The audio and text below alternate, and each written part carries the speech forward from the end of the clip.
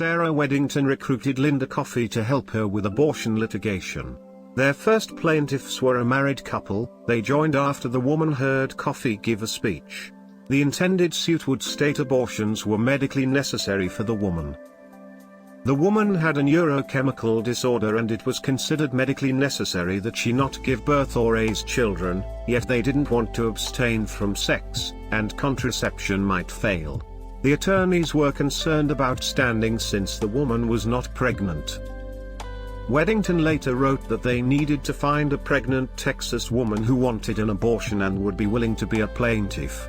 They also wanted to increase the likelihood that the panel selection would help them win in court. They wanted to present their case to a 3-judge panel which included a judge they thought would be sympathetic. If one of the 2 cases was assigned the way they wanted, they intended to combine the cases under the one with the favorable assignment. At first she was unsuccessful in finding a suitable pregnant woman. In June 1969, 21-year-old Norma McCorvey discovered she was pregnant with her 3rd child.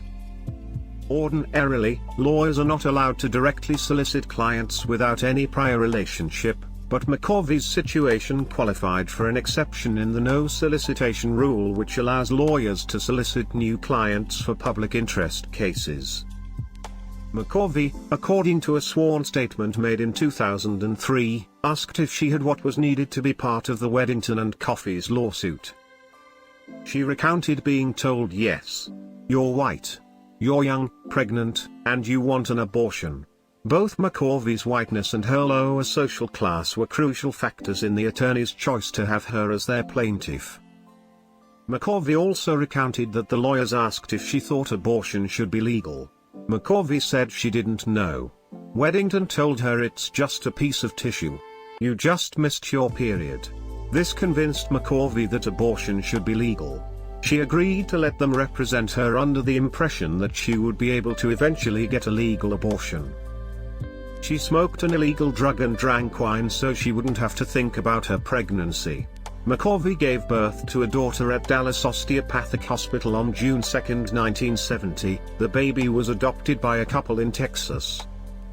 In 1970, Coffey and Weddington filed suit in the U.S. District Court for the Northern District of Texas on behalf of McCorvey under the legal pseudonym Jane Roe, and also on behalf of the others. The defendant in the case was Dallas County District Attorney Henry Wade, who represented the state of Texas. Weddington later stated the lawsuit was part of a much larger effort by many attorneys whose collective interests she represented. James H. Halford was a physician who stated that he had been arrested for performing abortions.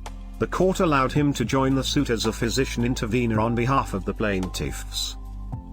Their judicial panel strategy worked. One of the cases was assigned to the panel of judges, which included the judge they thought would be sympathetic, so the 2 attorneys filed for both cases to be consolidated and heard by that panel. McCorvey's lawsuit was heard by a 3-judge panel consisting of District Court judges Sarah T. Hughes and William McLaughlin Taylor Jr. and appellate judge Irving Loeb Goldberg of the U.S. Court of Appeals for the 5th Circuit. Judge Hughes knew Coffey, who clerked for her from 1968 to 1969. On June 17, 1970, the 3 judges unanimously ruled in McCorvey's favor and declared the Texas law unconstitutional, finding that it violated the right to privacy found in the 9th Amendment.